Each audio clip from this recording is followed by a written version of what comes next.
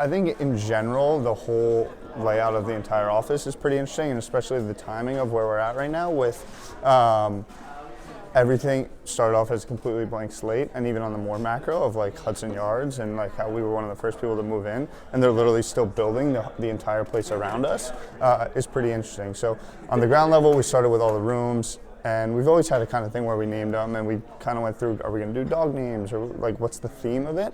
And each now just has its own little thing, the individuality, and how it leads to just kind of the macro uniformity of the whole company, which I think is just a common theme throughout Vayner in general. But as you can see, even like as the rooms, like that's Irma Gerd, and like that has its own thing, has its own little like niche audience, right? There's one picture on the wall, and over the next 2 years, we just keep adding little snippets, and it kind of started off as this blank slate. And like as you can tell, like we moved in August, which is a year ago. Like this is a blank wall right now. At some point along the way, something's going to pop up, and something's going to make sense to fill this space, right? And it's just going to keep adding layer and layer and layer. This room actually has gone through a name change even since we started, and it just made sense. And you can see now it's called Elephant. Someone's going to come along. Someone in the office is going to be like a huge fan of elephants, and like either have like some little tinker toys that'll go on the table, or place something up big on the wall, something like that. There's a lot of white space in here. That 100 sign kind of represents the emojis, the whole kind of culture of the office a little bit. We even, with these iPads, it's been interesting. The images keep changing. And what's also amazing about the company is we don't draw any lines in the sand and anything. So literally, if someone emailed tomorrow, like, I have a way cooler picture of an elephant that I want to put on the iPad for when we check in, we're completely open to it. It allows people to truly like have the ability to express themselves. And even if they send it and it might not happen because whatever, someone has a lot of heart for that one, to have the to be in the knowing that it's even possible just gives you a lot of freedom of expression throughout. This is Decision. Obviously, there's a big picture of yes in there, and I'd imagine at some point there's going to be a big sign that says no on the other side. But like I said, it's just over time, it's just forming its own kind of feeling and energy throughout the whole thing. What's a typical lunch look like here? So it's pretty interesting, actually. Well, obviously, there's always different kind of client presentations going on, different organizations coming in that will cater on an individual level. But if we want to head to the kitchen, I'll show you. Actually, it's happening right now. Yeah, exactly. Bill Murray room. Not sure, but someone's definitely a big Bill Murray fan. These are all little different pieces of art. Obviously, Gary has his fans. There's a lot of fans of the company. People like to send stuff in. And so there's all different variations. Bill Murray and the Quaker head. That kind of just add these little pieces and gives everyone like their own type of feeling and like feeling of ownership of it, right? Like if I have probably certain things on my wall in my room that make me feel like it's me. People are gonna like bring that stuff and like put it on the wall, and it's now part of Vayner, but it's theirs. And so that, again, back to like that individuality kind of turns into the macro uniform of the company is pretty interesting. And over time, it's just gotten more and more and more. So yeah, I guess what we do now is it's called Fuda. We have a different vendor comes in every day, and it works both ways, right? Like, people don't even have to leave. I literally never leave the office to go get food. I just buy what's here. But it also gives a big kind of platform for the different restaurants that are coming in,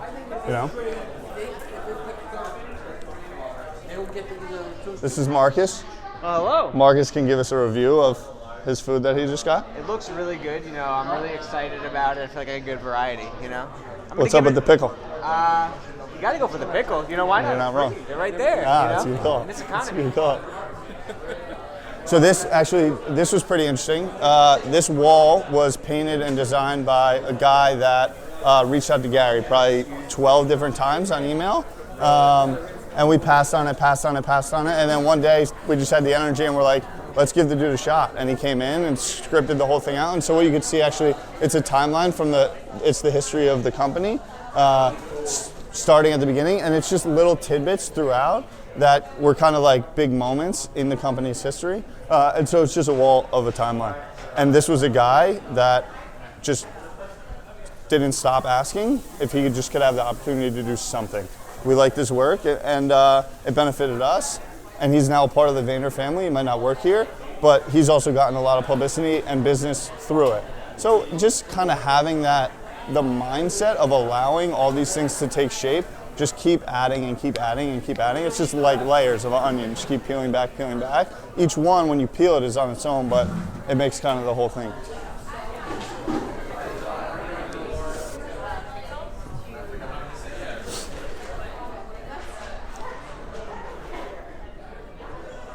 I think another thing that's also pretty interesting is we're always switching up seats, and it just gives you a different feel of what's going on. Like everyone gets stuck in their ways and their patterns of working, and you come in, you take the same elevator upstairs, you just go to your same desk, and changing that up all the time gives you a lot of flexibility and things. I'm coming through. Ooh. You can come out this way.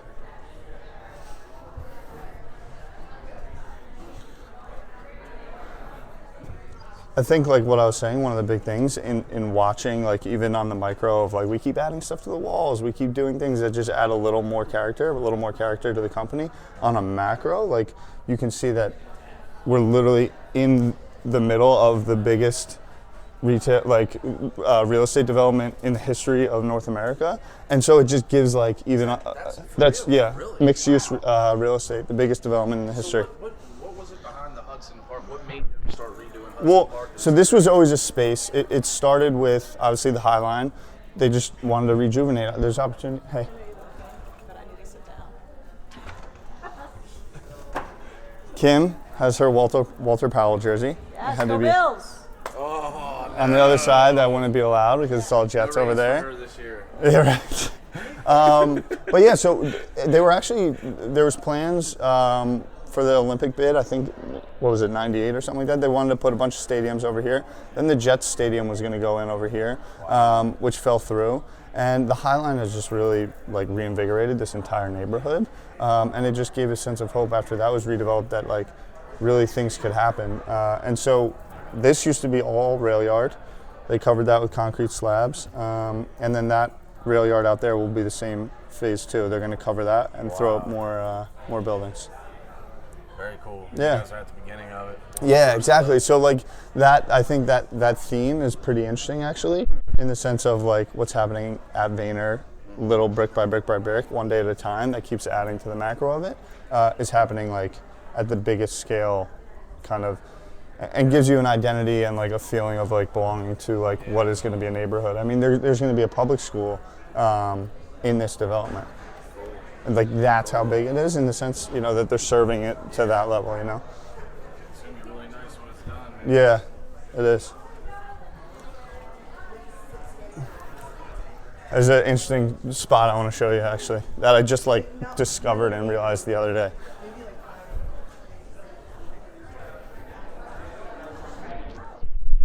So this is, I think, an interesting like space in the office, right? Literally just a hallway. Like, how do you find a way to make that interesting? I think this is like censored yet with light, so you like walk by, thrown off, and this, I think, like this little tidbit I like really enjoy because it just shows a little bit about Vayner, how there's always things going on that necessarily you might not be in the know about, but having the understanding that there's stuff happening at all times, changing up. So these water fountains don't work at all. And when people are always like walking by and they're like, what's going on? Like, why do we have these water fountains? And now if you look, someone came by and put up like this, like, you know, I don't even know what it's called, but a museum kind of piece of like descriptive.